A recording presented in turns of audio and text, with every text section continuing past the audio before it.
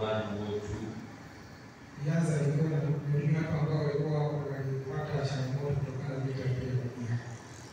And from that time, the church has continued to offer services to people that are suffering in the community.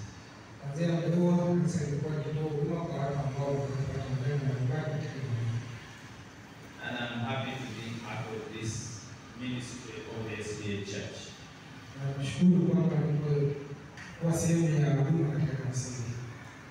Our dear pastors, thank you for serving the way you are serving. Amen. And the elders for the work you do. And all of us for the work we do for the Lord. We are all serving the same goal, the same mission. Even though we are using different angles of ministry. So, again, ADRA is an arm of the SDA Church for Humanitarian work.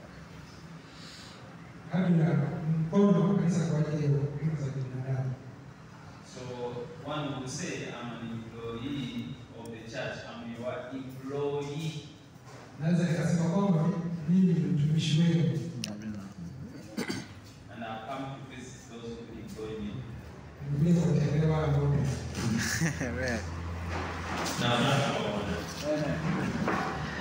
Now, having said all that, I have been sent here by the union because of a special program that the country has on June 21, 2025.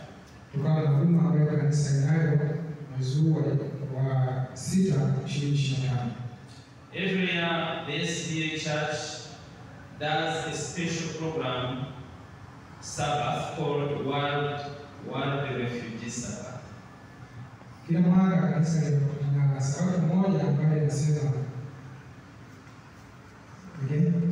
The World Refugee Sabbath. Sabato ya wakimbizi duniani. Sabato ya wakimbizi duniani. Yes, and this is a day that is set aside by the General Conference. Many times we have not been promoting it well. But this year, the SDA Church in Tanzania has decided that they have to implement it very well.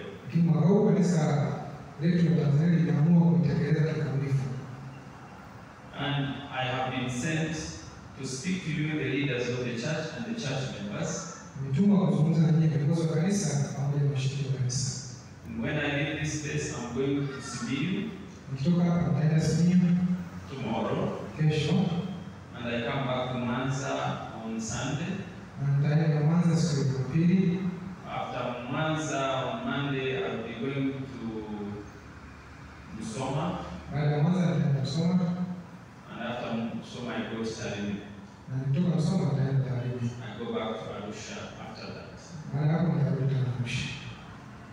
So, this is my second stop. I was in Kahama for just 2 days. And before I go very far, the Bible in the book of Matthew chapter 25,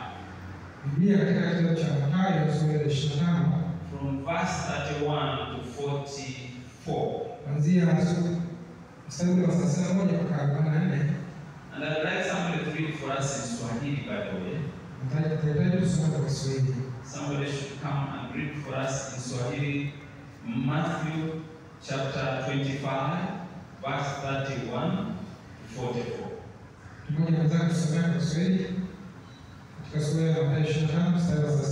you would like to read, please, if you want to come with your Bible. And we all will be listening.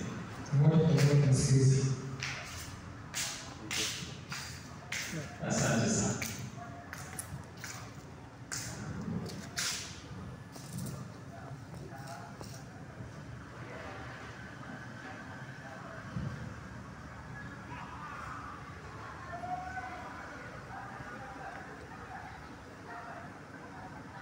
Ni kitabu cha Mathayo 25 sura ya 31 hadi 44. Na inasema, basi nikaogopa, nikaenda, nikaificha talanta yako katika ardhi.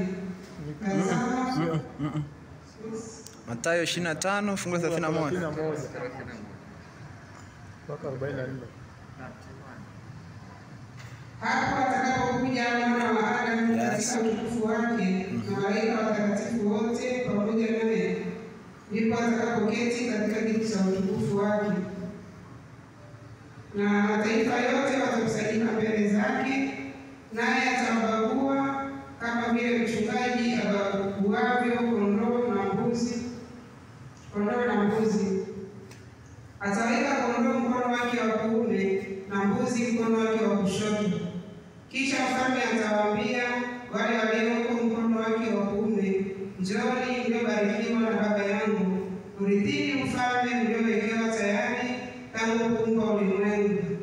Kwa maana nalikuwa na njaa, mkanipa chakula, nalikuwa na kiu, mkaninywesha, nalikuwa mgeni, mkanikaribisha, nalikuwa uchi, mkanivika, nalikuwa mgonjwa, mkaja kunitazama, nalikuwa kifungoni, mkanijia.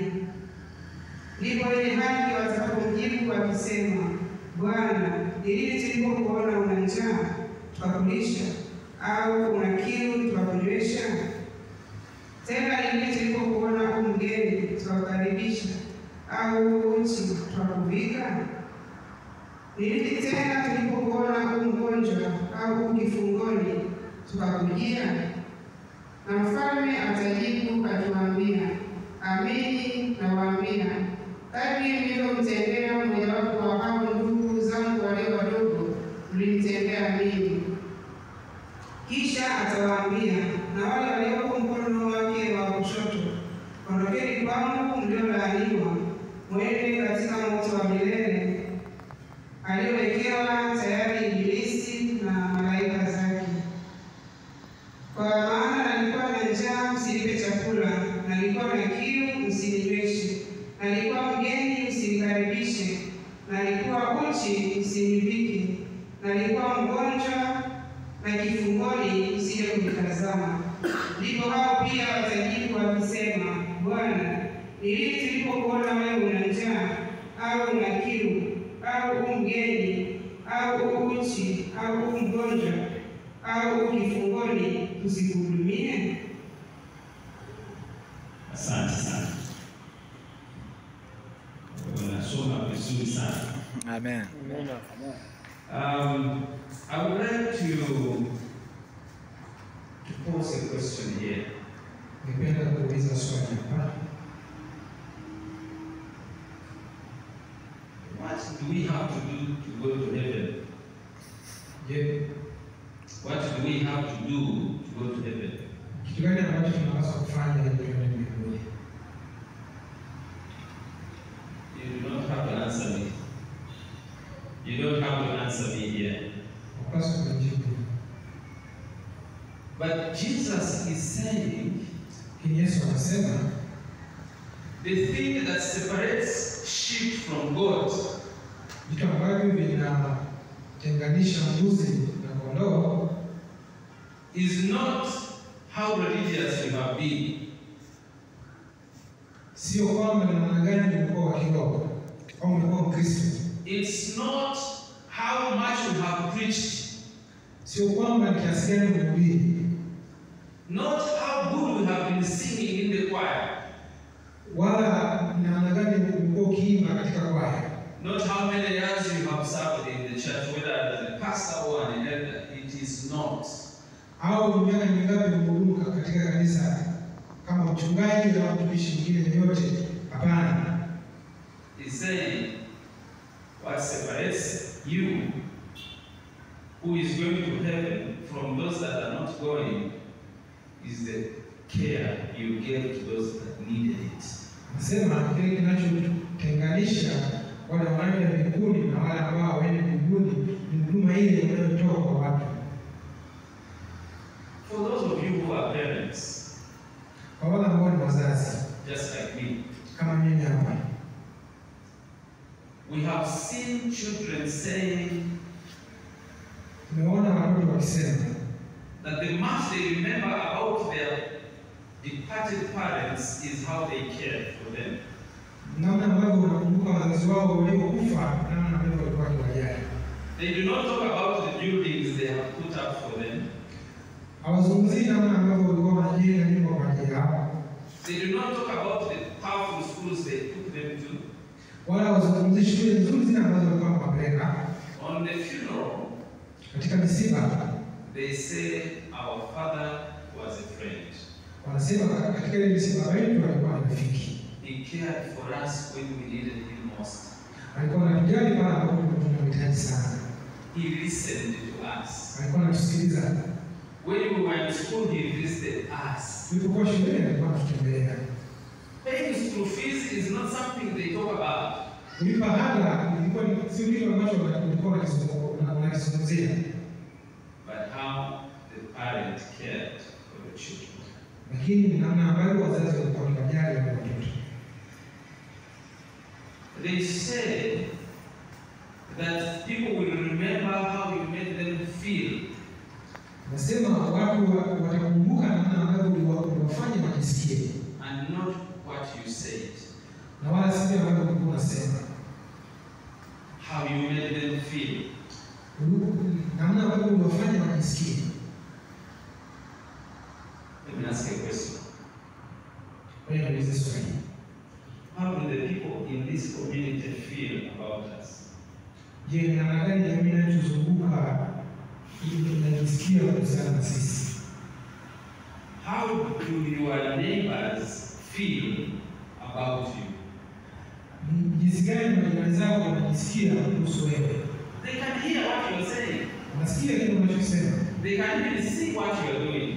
Wakati mwingine wanaona kile unachofanya. But how do they feel? Lakini wanajisikiaje? Jesus says, Yesu anasema, I was hungry, nilikuwa na njaa, you gave me food. ukanipa chakula. I was thirsty, Nilikuwa na kiu, you gave me what to drink. ukanipa kinywaji, ukanipa maji. I was in prison, Nilikuwa gerezani, you visited me. ukaja kunitazama.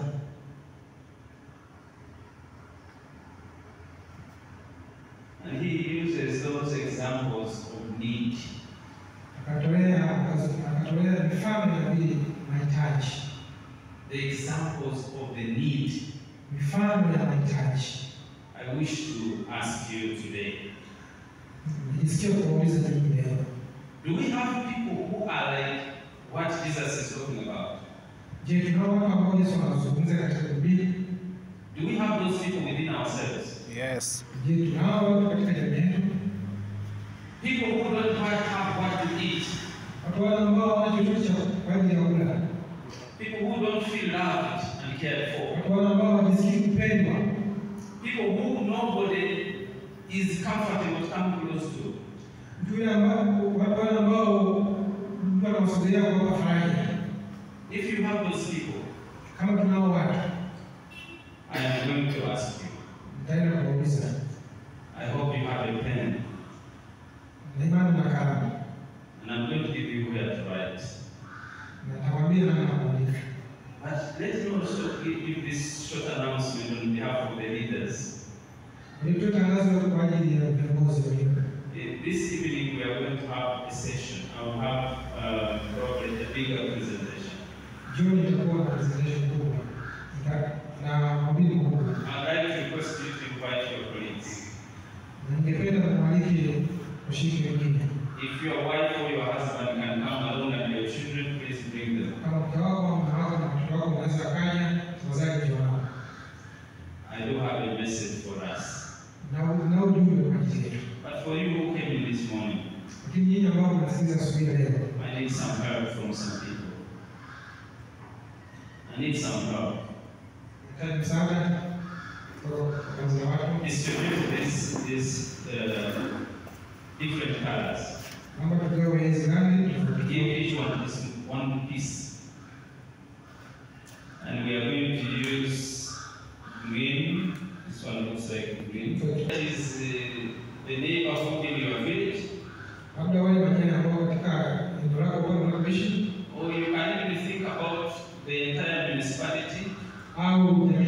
na manispaa. Or you think about the entire Bukoba Au Bukoba nzima. Or Kagera. Au Kagera, au mkoa Kagera wote. Feel free to think about who your neighbor is. Nisikie tu kwa uhuru kufikiria jirani yako ni nani. Get 3 colors there. Chukua rangi 3. And I'll tell you what to write on each. Nitakwambia kitu gani cha kuandika katika kila karatasi.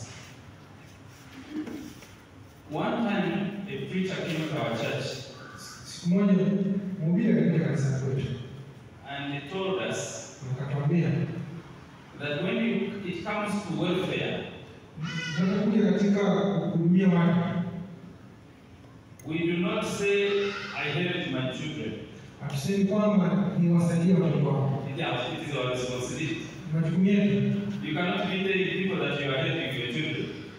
Hauwezi kuambia watu kwamba ulikuwa unasaidia watoto wako. So you have to be looking outside your children, your family. Unapaswa kuangalia, unapaswa kwenda nje ya familia yako. So the people you are going to write on those papers are not your family members.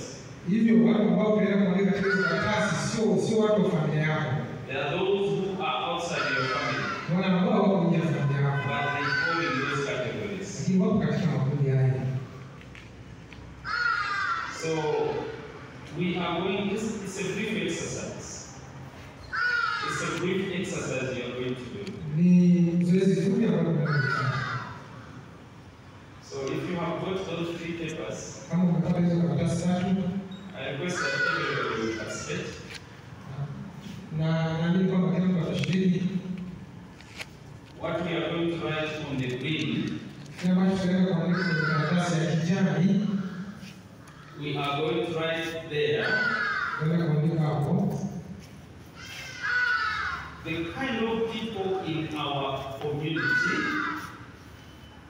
watu walio katika jamii yetu who do not have easy access to food. wale ambao hawapati chakula. It is not easy for them to get food. Sio rahisi kwao kupata chakula. It might be a special community. Inaweza ikawa ni kundi maalum katika jamii. It might be because of a disability. Inawezekana wakawa na mahitaji maalum. But for them, finding what to eat is not easy. Lakini kwao kutafuta chakula sio rahisi. That is on the green one. Hiyo utaandika kwenye karatasi ya kijani. We go to the blue. Tunaenda kwenye karatasi ya blue. For the blue, Kwenye karatasi ya blue, I want you to write for us the poorest people you have in the community that we are talking about. kwenye karatasi ya blue nataka tuandike watu maskini kabisa ambao tulionao katika Describe those people who are the poorest of the poor. maskini kabisa, ile fukara. That is on the blue. Hiyo tutaandika kwenye karatasi ya blue. Now we are going to the color yellow. Nenda kwenye karatasi ile ya njano. Color yellow. Kwenye karatasi I ya would njano like you to put for me the people that do not feel loved. nataka uniandikie watu ambao wanajisikia kutopendwa. Not many people love them. Watu wengi hawawapendi. Even us in the church, sometimes we don't love them. Hata sisi ndani ya kanisa hatuwapendi. Ni ya jirani.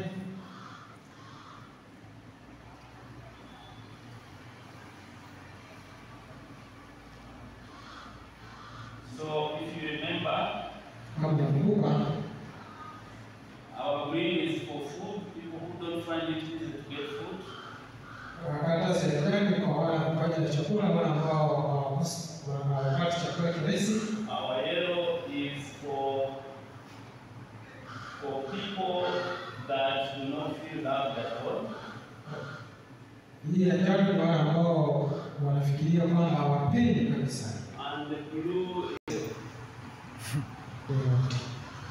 the blue is those who don't. Wasiopata chakula. Hapana. No, the yellow one ndio wasiopata chakula. Hapana. Green. Ya green, yes. Chakula. Blue. Ya blue. Poor. The poorest, maskini. And thank you. And then this one is for those who are not loved. Wale wasiopendwa. That is now you can bring your things and fill them there. Sasa unaweza kuleta kile ulichoandika. Karibu. Wale ambao maskini. Things are falling apart.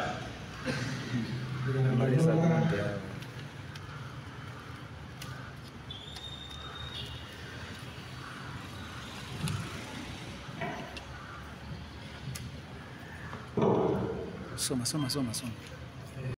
Tanza na wale maskini, kuna vilema, vipofu, waliofiwa na wazazi, the disabled, and the orphanage. Orphans. Okay. Vichaa. The orphans and the people with disability. Don't worry, they can follow this, okay? Watoto wa mitaani, Okay. Another group. the confused wa vichaa. Okay. The disabled, amani na walemavu. Okay. Yatima, the orphans. Okay. Are they done? The drunkard one. Walevi, wachawi, the witch. Okay. The witch doctors. Which people? Which people? The witch. Oh. Eh. The witch, okay. Is that all? Yes. This one is what? The wagonjwa, wagane. Who are those? The orphans. Wagane is widow. The widow. Widow and the widowers. The widow and the widowers. Okay, vizuri. Haya, tuendelee na hii. We are going to those who Lack of food. Yeah. Yes. Yes, we Wafungwa. prisoners. The prisoners. Wajane. The widow. Yes. The three children of the land.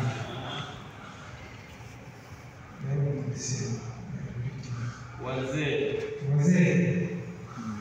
Okay. Vilema, old age. Walevi. Yatima. Okay. You are copying each other or what? Vilima is what? Vilema. The disabled. Wagonjwa. That one I know. Wazee. I want to see those who are not loved. Hawapendi. Read for us. Wachafu. Watu wachafu. The dirty one. Okay. Vilema. Wagonjwa. Yes. Maskini. Maskini. Wagonjwa, yatima. Walevi. Drunkard. Okay.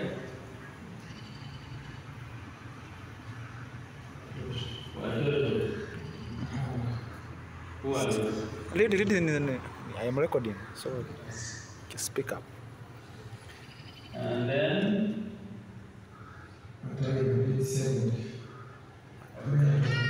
Mental disability. who are those? Who are those? The thieves. Okay. And this one? Fornicators. Okay. Wagonjwa, walevi, wapagani. Who are those? Pagans. The pagans. Mashoga. Homosexuals. and then the who are these? Fornicators again, they are using different languages. Martin. Okay. Let's see if we have some more here. Anything different? Who are the homosexuals? Who are the homosexuals? Kwa hiyo na magonjwa wale washoga. Okay, so about the same thing. Okay. Asanteni sana. We are happy to see that you wrote about homosexuality. Not because I like homosexuality, but because you have pointed out people who would walk in this church and people feel like they should not be here. Lakini kwamba hao watu ambao inawezekana wakaje ndani ya kanisa watu wakaisi kwamba hawapaswi kuwepo hapa kanisani. Do they need love also? Je, hao ndio wanahitaji upendo? Do they need our care? Je, wanahitaji pia kujaliwa? Now I want to tell you, ADRA, your organization, ADRA taasisi yenu, we are mandated to serve all people regardless of who they are. Tunajukumu la kuwahudumia watu wote hawa bila kujali ni akina nani. Not that we like what they do, sio kwamba tunapenda yale wanayofanya, but because they are God's people. Lakini kwa sababu watu wa Mungu, and they are in God's image. Na wenyewe pia wana sura ya Mungu. The purpose statement, our purpose statement, or what you can call our motto, wetu, it says that we serve humanity, kwamba tunahudumia wanadamu, so that all may live as God intended. Ili kwamba waishi kama vile Mungu alikusudia. What did God want? Kile ambacho Mungu anataka. Did he need some people to be poor? Je, Mungu anataka wale maskini? Does he feel good when people are hungry? Je, anasikia vizuri watu wana njaa? What about when they are in prison? Je, vipi kuhusu wale walioko gerezani? Now this year, mwaka huu, we have identified a community. I thought you would bring it up, but it has not come. We have identified a community tumechukua kundi la watu which is very vulnerable.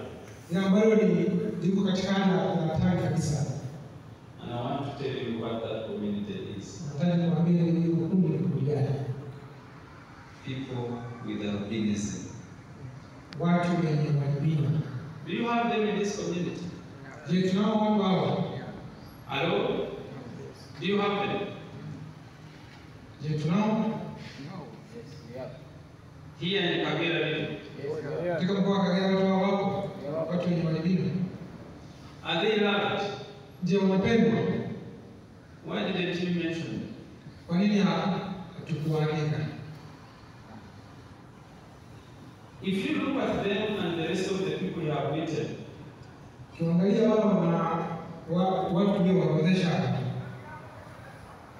The disabled who are lame and the people with albinism, who is worse off? Watu wenye albino na watu who is more loved? Nani ambaye anapendwa? Watu wenye albino na watu wenye ulemavu wa viungo. Nani anapendwa? Who is more loved? Mlemavu anapendwa. Mlemavu. Are they having it easy to have an income? Are they among the poor people? Je, na wao ni miongoni mwa watu maskini? People with albinism. Watu wenye albino. Are they among the poor people? Je, na wenyewe ni miongoni mwa watu maskini? I'm going to ask a question nobody should answer.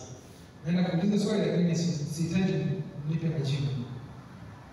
How many of us ni wangapi kati yetu miongoni mwetu can take food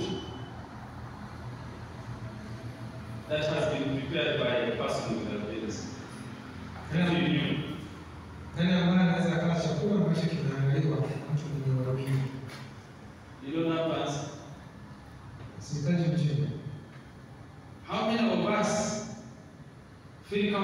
to sit next to a person with albinism. Na baada ya siku fulani kaa karibu na mtu ambaye anaamini. This community, Hii jamii is a test for the SDA Church. ni Jaribu. kwa shida kanisa la Waadventista Sabato. They carry the image of God. Na wenyewe pia wana sura ya Mungu. They carry the image of God. Wanabeba sura ya Mungu.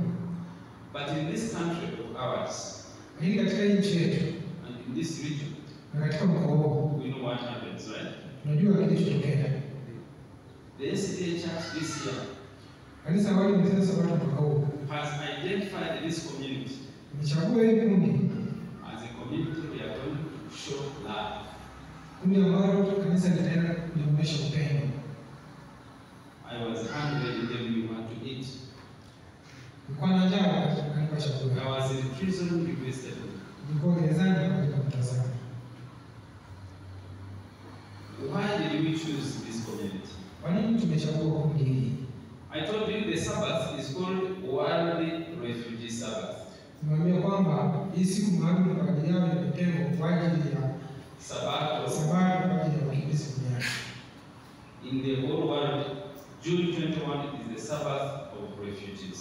Tarehe 21 Juni itakuwa ni Sabato maalum kabisa kwa ajili ya wakimbizi duniani. Why are people with albinism wakimbizi?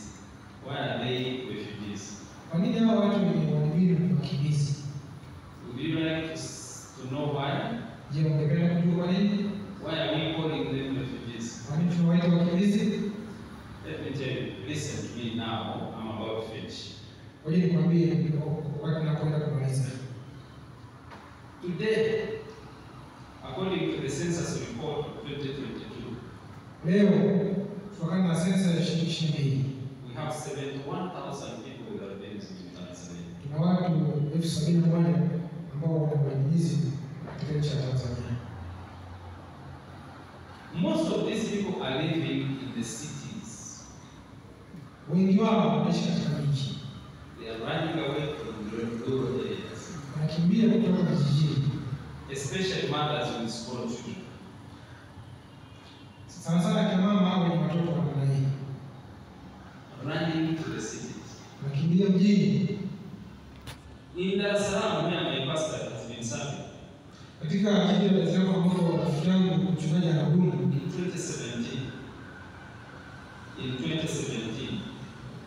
2027 we had 1,650 people with albinism in Dar es Salaam. 1,650 people with albinism 1660 in 2017. That is in 2017. mwaka 2027. 2022, 2022 5 years after, miaka mitano baadaye that number had grown from 1,650 to 11,699. takwimu hii imekuwa mpaka 11,000. The number had multiplied more than 8 times. Mara 9 ya takwimu ya awali. That number is of children and mothers. Na hiyo takwimu ni ya kina mama na watoto. They are running away from who? Wanakimbia kuogopa nani? Who are they running away from? Wanamkimbia nani? From fellow people, right? Kutoka katika binadamu zao. I hope we are not some of the people they are running away from. Bila shaka nafikiri sisi sio miongoni mwa wanaokimbiwa. Do you know that if you can give birth to a child with albinism? Do you know that? Unajua kwamba hata wewe unaweza kuzaa mtoto ambaye ana albinism? There are people who did not have any knowledge that they have albinism in their blood and they just give birth to a child with albinism. Na watu ambao hawana taarifa kwamba inawezekana vimelea vya hao watu wenye albinism tunaweza kuzaa. So this year, Hivyo mwaka huu the church has chosen to work by supporting these people, women and children. ndio kanisa limechagua katika kundi hili kuhudumia kina mama na watoto katika kundi hili. Na watu wenye In this region alone, tupokee. You have a number of people with albinism. Tunayo idadi ya watu wenye albino. This is Kagera, right? Yes. In 2017, you had 595 people. Mwaka 2017 595. watu 5,000. You want to know the number you have now? The number has grown many times. Idadi hii imeongezeka 6 times. mara 6. You now have 3,640. Sasa hivi tuna 3,000 according to the census report of 2020. kutokana na sensa ya mwaka 2020. So many. Wapo wengi. We have some of our members in the Adventist Church who have albinism. Je, katika makanisa yetu tunao washirika ambao Some of you pastors, do you have some of this? wachungaji, je, kuna watu wanaendelea katika makanisa yetu wanachunga? We have some members who have albinism in our church. Tunao washiriki wanaendelea katika makanisa yetu. Unaulizwa jamani, tujibu. And the pastor can mention that I have. Mchungaji mmoja anaweza kutuambia kama wako katika kanisa lake. Yeah, for you from which church you are just okay, you know, right? Okay. We have a test we are challenging here, ladies and gentlemen. Tunao jaribu ambayo tunajaribu sisi washiriki. I came here because the SDA Church in Tanzania, the union president, the union executive secretary, the treasurer, and all leaders have decided that enough is enough. Nimekuja hapa kwa sababu viongozi wote wa union wanasema sasa inatosha. We cannot close our eyes on this particular problem. Hatuwezi kufumba macho katika jamii ya watu walioamini. At least people with albinism should know that the SDA Church cares. Angalau kabisa hao watu wengine wanapaswa kufahamu kwamba kanisa wake kwa sababu ni wajali, ni wapenda. Pastor, Chungaji, I know that this region is one of the regions where people with albinism suffer most. nafahamu kwamba hao ndio wale ambao wanapata changamoto sana. The most recent story we have is of a child who was killed in this region of Kagera. Nakumbuka taarifa ya karibuni ambayo mtoto aliuawa, mtoto mdogo. I don't know if you heard about that. And it was in the news all over the world. Alikuwa katika magazeti na vyombo vya habari dunia nzima. You have an opportunity, ladies and gentlemen. We want to be in the news as an SDA church that cares about the most vulnerable people in our society. Tunapaswa kuwa katika vyombo vya habari tukiwaambia ulimwengu kwamba sisi ni jamii ambayo tunawajali watu katika kundi hili. So June 21, Hivyo 2021 this month, mwezi huu 2 weeks in between, wiki mbili zijazo we are going to collect an offering tunaenda kukusanya sadaka so that ADRA can sponsor children with albinism in school. ili kwamba ADRA isaidie watoto hao katika shule. We are going to buy them scholastic materials. Tutaenda kununua vifaa mbalimbali. We are going to buy for them a community health insurance card. Tutaenda kununua kadi ambazo kwa ajili ya afya. We are going to buy for them sunscreen lotion so they can cover their skin, so they don't die from cancer. Tutaenda kununulia nguo ambazo zinafunika ngozi wasije kuugua kansa. We are going to buy them hats so that they protect themselves from the sun. Tutaenda kununulia kofia ili kwamba wajikinge na jua. And we are going to give them uniform and other materials so that they can go to school. Tunaenda kununulia sare za shule pamoja na mahitaji mengine ili waweze kwenda shule. I have listened to stories of mothers of children with albinism. When you listen, you cry. Nimesikiliza story kutoka kwa kina mama na watoto, ukizisikiliza unaweza kulia. It's a painful story. Ni story zenye machungu sana. I'm inviting you Nakukaribisha to join us. tunge mkono. Pastors, you have been assigned by the union to mobilize the church members to contribute generously so we can support more children. Chungaji tayari kujibiwa na uongozi wa kanisa kuhakikisha kwamba tunawashirikisha washiriki kuhakikisha kwamba tunapata sadaka hii. ADRA has been supporting a few children, now we want to increase the number. Hadi imekuwa ikiwasaidia watoto hao bila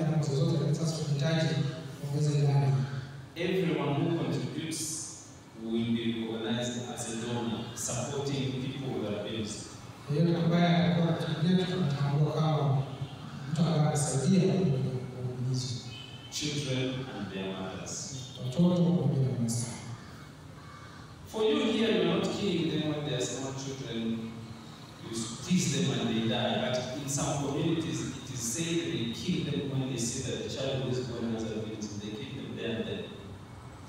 Sisi hapa watoto wanapozaliwa tunafinya na kufa. Lakini katika jamii nyingine kabla hawajazaliwa wanauliwa. That is why the mothers are running. Hiyo ndio sababu za mama zao wanakimbia. And because the mothers cannot leave the children and go to look for work, they want to keep the children. Kwa sababu mama zao waweze kuacha watoto waweze kwenda kutafuta mahitaji hiyo kidogo. All children are not safe in the community. They are not safe in the community, those children. Hao watoto wako salama katika jamii. We want them to be in school.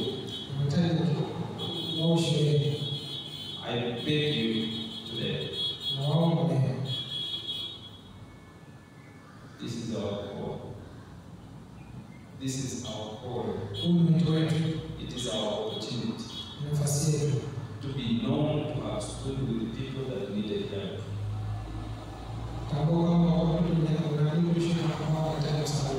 It doesn't matter how much we preach when people are suffering next to us and we keep quiet.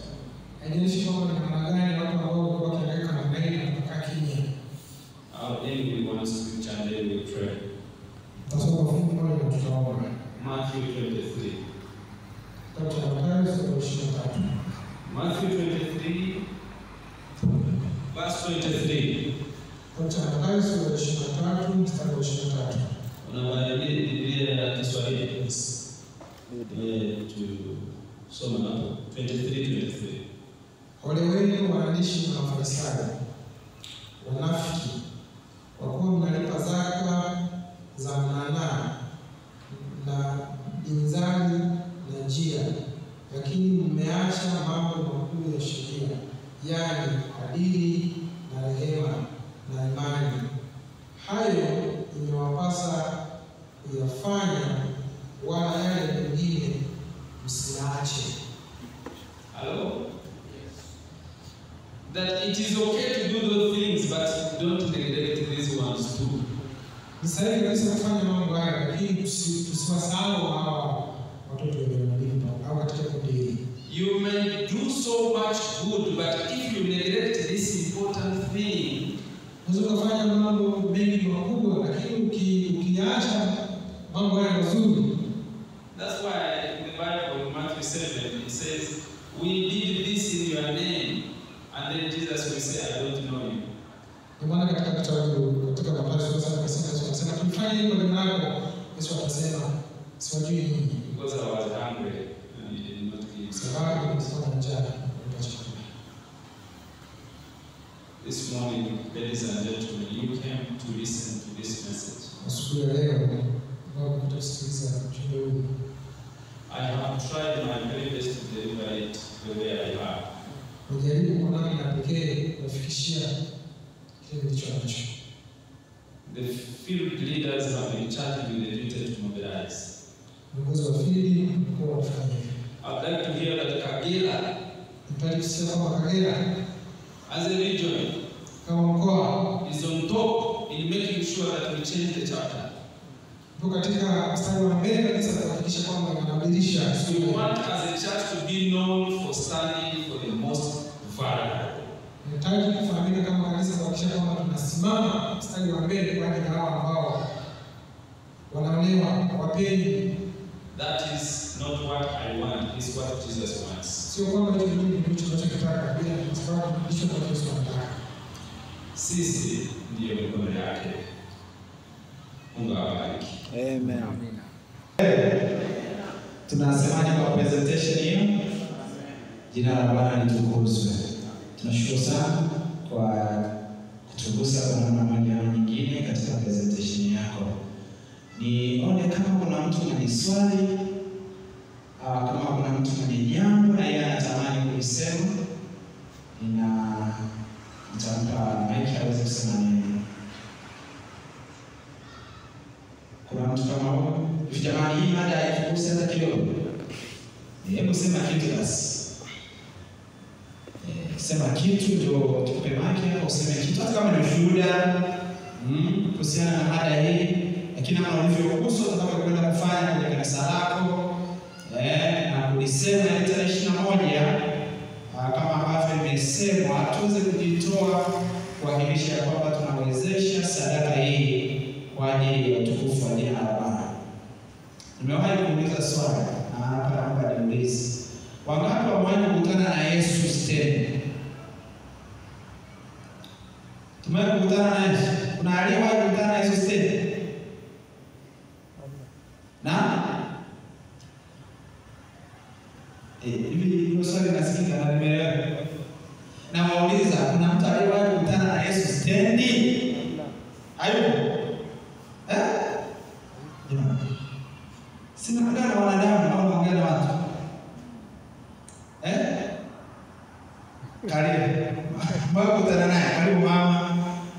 Naomba mtu mmoja mpe maiki hapo aweze kusema neno. Karibu. Bwana ni mwema Wakati wote.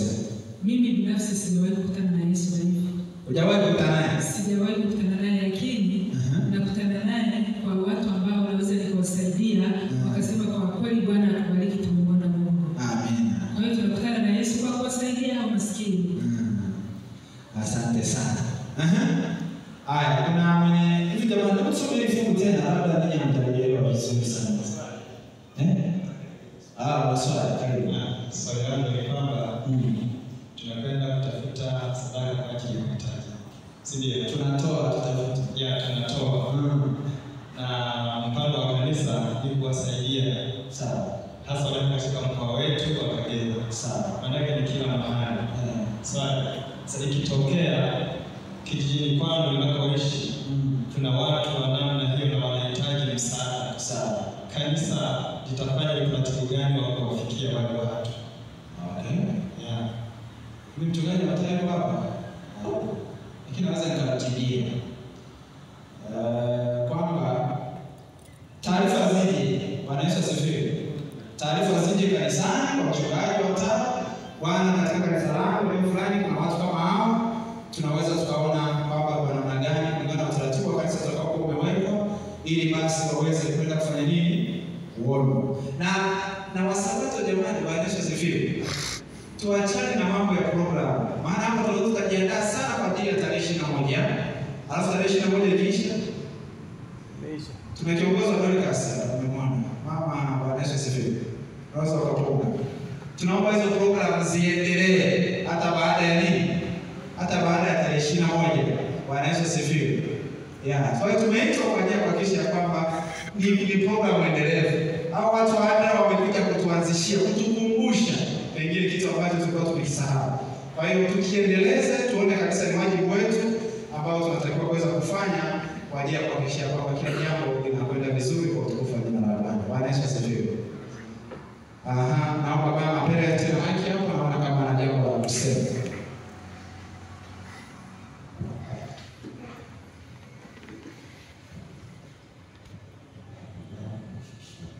Bwana Yesu asifiwe. Amen.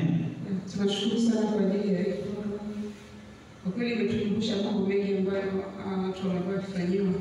Nakumbuka wakati nikiwa kijijini kwetu kule Moshi, wa albino watu wazima walikuwa wanatuambia kwamba wakifariki au wakiugua wakikaribia ule muda sasa kwamba wanaona basi siwezi kupona, walikuwa wanatoweka kabisa kwenye mazingira. Ina maana walikuwa wanaenda kufia kwenye vichaka. Na nilishuhudia wakati mmoja, mtoto mmoja alikuwa mdogo kabisa, wa miaka kama 4 hivi. Aliugua, mamake akampeleka kando ya mto. Pale kando ya mto akakaa pale, mamake alijua kabisa kwamba anasubiri kwamba afanyeje? Apoteze Yesu, afariki. Na kwa hiyo mtoto alifariki ndani ya muda mfupi. Watoto tukasema mafundisho yanatoka kwenye mafundisho ya kipaimara. Tukaambia mtoto fulani kufariki, kwa hiyo tunaenda kwenye ule mto kushuhudia ule mtoto. Alifariki kama mtoto alikuwa kumisinzia kako hivi. Na mama yake naye akafika mahali tena akaugua kabisa, akafikia hata kupoteza maisha. Akatoweka kabisa, tukujua alienda wapi. Lakini wazazi wao wanataka kwamba huyu mama kwa sababu ni albino, huwa wanakimbia wanaenda porini ili afie huko. Ina maana akifariki hata mwili wake watu hawaruhusi kushuhudia. Kwa hiyo hata kwenye jeneza hawekwa kuzikwa kwenye mazingira ya nyumbani. Wanasema ni mkosi. Kwa hiyo tunaona jinsi gani anapita kwenye mazingira magumu. Sasa swali langu ni kwamba wanaohudumiwa ni albino walioko ndani ya kanisa au hata wale wengine ambao hawako ndani ya kanisa? Yeah, I think you can.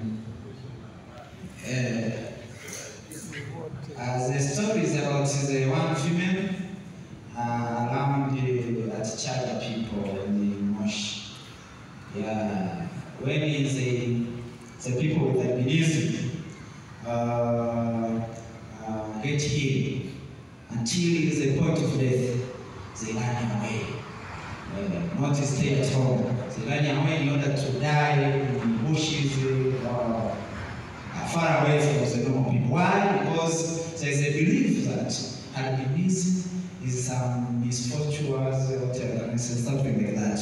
So the question she asked is about how we can, when we contribute to the first union, the contribution is about those albinism within the church or outside the church, or both.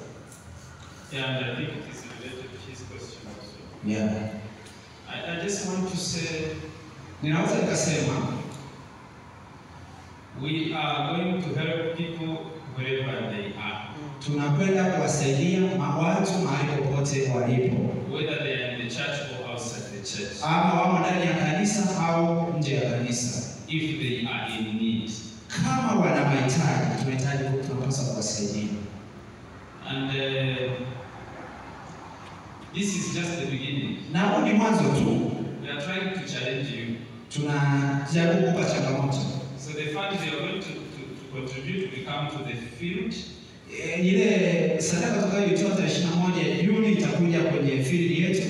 And the field will send it to ADRA. Na field itachukua hiyo sadaka na kuipeleka kule ADRA. But we are going to work with the Tanzania Albinism Society. Lakini pia tutakwenda kufanya kazi na jumuiya ya maalbino Tanzania, yani wanachama chao, and the government, na serikali, the social welfare officers, na kuhusiana na watu wa mambo ya kijamii.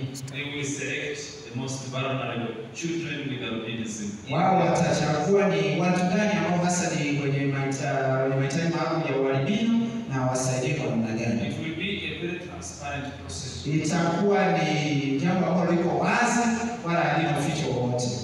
We may not educate all the children because the money may not be enough. Hatuwezi kumhudumia kila mtoto mwenye ualbino kumpatia masuala ya kielimu.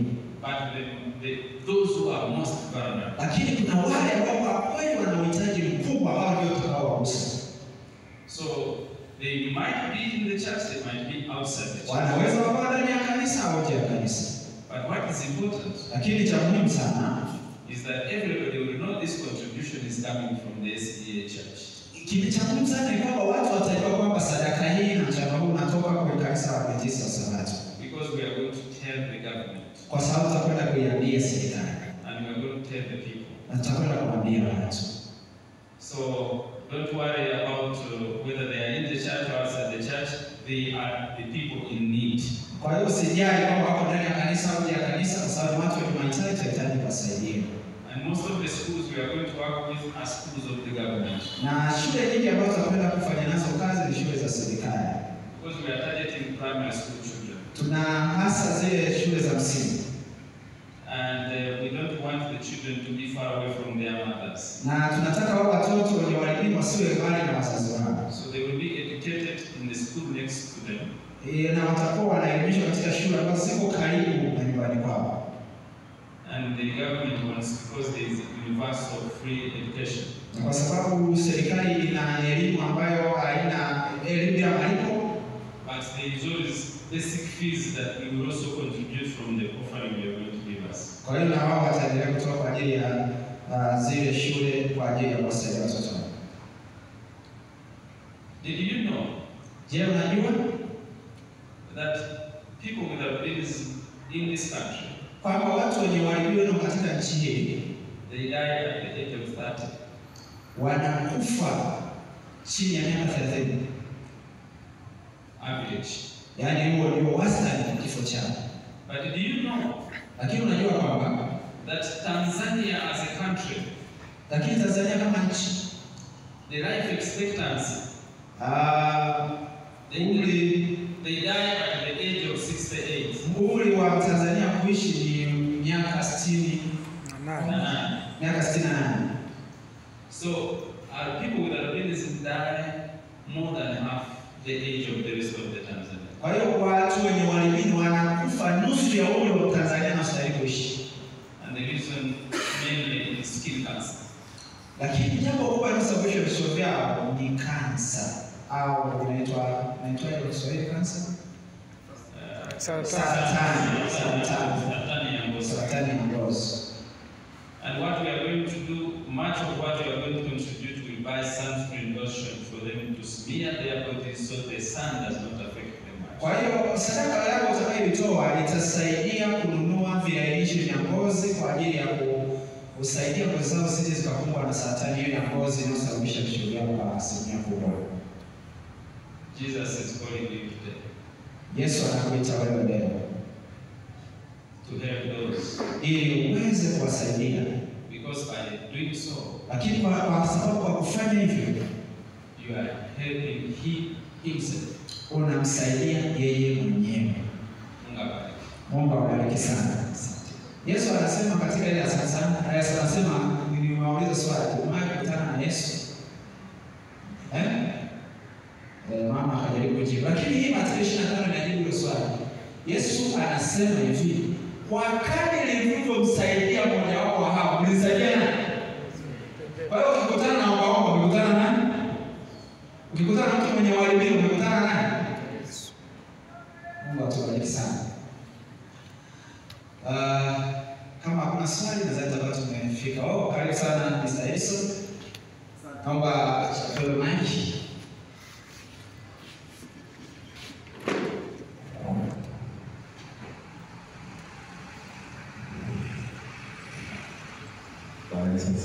Amen.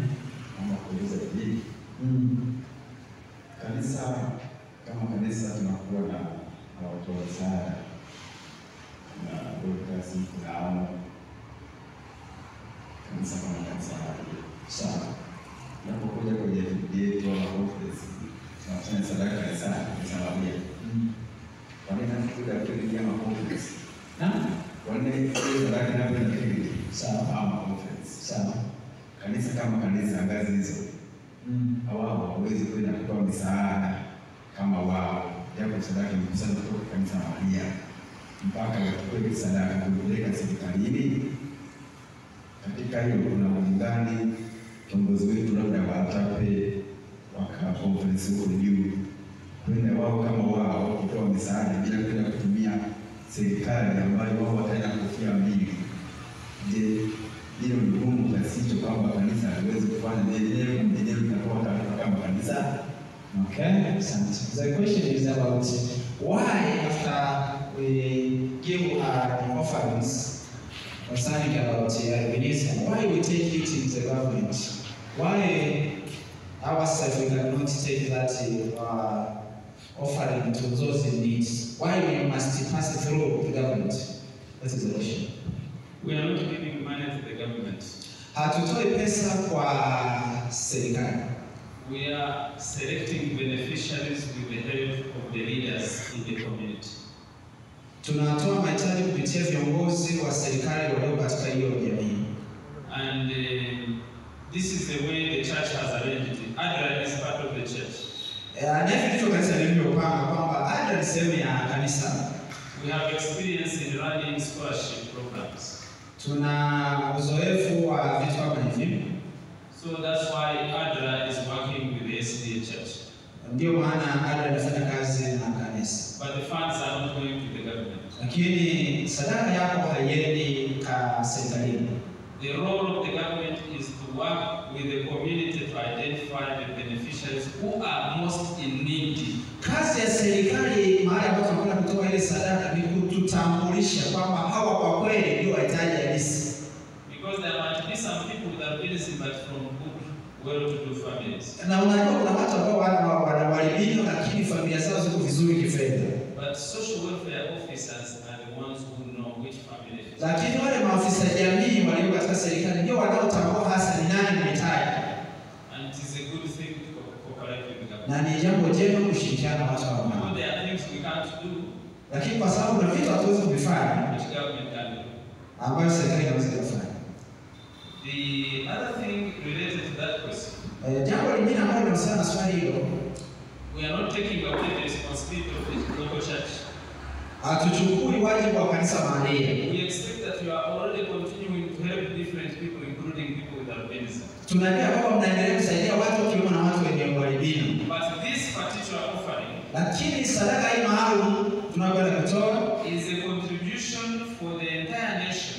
Kwa sababu inahusisha taifa zima la Tanzania, kanisa katika taifa la Tanzania. We are working together to make sure we make a serious contribution. Tunatoa sadaka ili kuhakikisha tunatoa sadaka makini kwa ajili ya muhimu. But we shall expect the Dorcas group and the welfare team to continue to help people in their localities. Kwa hiyo bado hilo haimaanisha kwamba kanisa mahali kupitia vyama vya Dorcas na watu wenye mahitaji maalum wataacha kufanya wajibu wao. And this is a general participation in the call by the union. Lakini huu ni wito wa union kwamba tuchangie kuweza kusaidia kwa pamoja kama kanisa la Tanzania. This church is an organizing church. Hii kanisa ni kanisa ambalo linaishi kwa utaratibu. So we will expect you to continue helping on your own as well, but for this particular Sabbath. Kwa hiyo tunaelewa kwamba mtaendelea kuchangia na kusaidia makundi kama haya, lakini kwa sabato hii maalum is a general participation. Itahusiana kila uchangiaji wa jumla wa sadaka hiyo. I intend not to stand up again. Nadhani atasimama tena until evening. Mpaka jioni. I want to invite all of you for the evening session. Ninataka kualika jioni ya leo kwa ajili ya jambo hilo. My message will be going to the family. Ujumbe wake utahusisha familia. Those who are married and those who are yet to be married. Wale ambao wameolewa na wale ambao wanatarajia kuwa na kuolewa. Even those who don't want to get married. Na wale ambao hawataki kuoa wala kuolewa. You are all most welcome. Mnakaribishwa. Bwana Yesu asifiwe. Jamani, mnakaribishwa jioni kwa ajili ya Bwana atubariki. Niwaalike tusimame. Tumeimba wimbo namba 179. Wimbo namba 179 tunapokwenda kuhitimisha kipindi chetu katika siku ya leo. 179. Wimbo namba 179. Kama mnamshana basi karibu.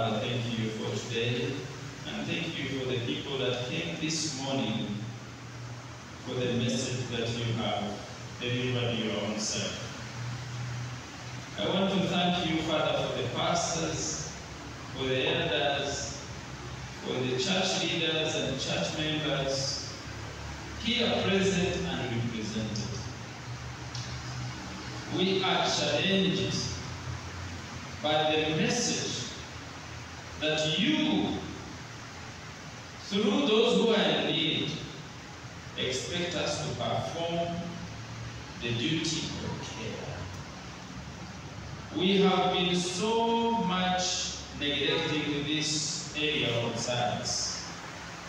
And now we come to you, Father, to seek forgiveness from you for the things we have not done, yet we knew we needed to do them.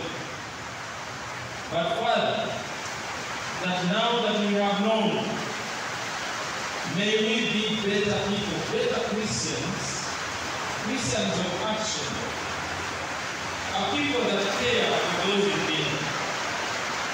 That we should be good Samaritans who do not pass by those who need our help. But Father, that we will be a people that will be remembered for the good we have done in this society.